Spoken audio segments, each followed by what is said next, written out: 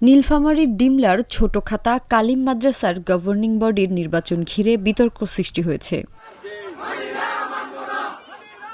18 মে রোববার অভিভাবক প্রতিনিধি নির্বাচনে আল আমিন নামে এক প্রার্থী অভিভাবক না হয়েও অংশ নিচ্ছেন বলে অভিযোগ উঠেছে। এর প্রতিবাদে আগের দিন 17 মে শনিবার মাদ্রাসার সামনে শিক্ষার্থী, অভিভাবক ও স্থানীয়রা মানববন্ধন করে নির্বাচন বাতিলের দাবি জানান। মানববন্ধনে বক্তারা বলেন, অভিভাবক প্রার্থী আল আমিনের সন্তান মাদ্রাসায় পড়ে না, অথচ তাকে ভোটার বানানো হয়েছে। ভোটার তালিকা গোপন করে নির্বাচনের তফসিল ঘোষণা করা হয়েছে।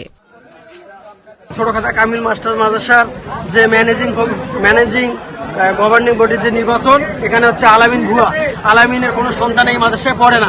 আমরা চাই এই ভুয়া ভোটারকে বাতিল করে পুরোনায় আরো নতুন করে সুন্দর নির্বাচন করা।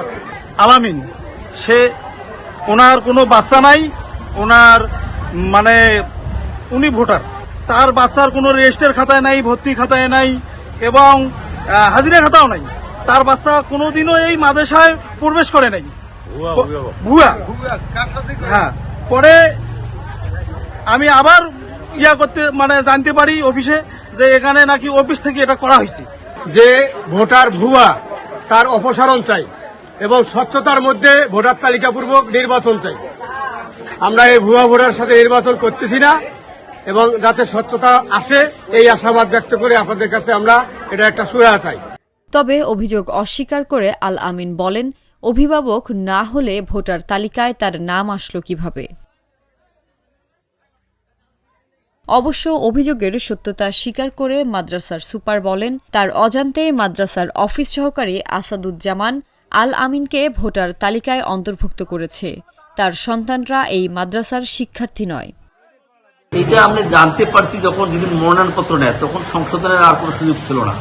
এটা ক্লার্কের উপর দায়িত্ব দেওয়ার কারণে আমি তো অন্ধবিশ্বাস করেছিলাম। এটা ওরা কিভাবে ঢুকাইছে আমার এটা অজানা, আমি এই ব্যাপারে অজানা। কিন্তু ভোটার তালিকা যেহেতু স্বাক্ষর করেছি, এটা অনিচ্ছাকৃত আমার ত্রুটি। উপজেলা প্রশাসন জানিয়েছে, এ বিষয়ে নির্দেশনা অনুযায়ী পদক্ষেপ নেওয়া হবে।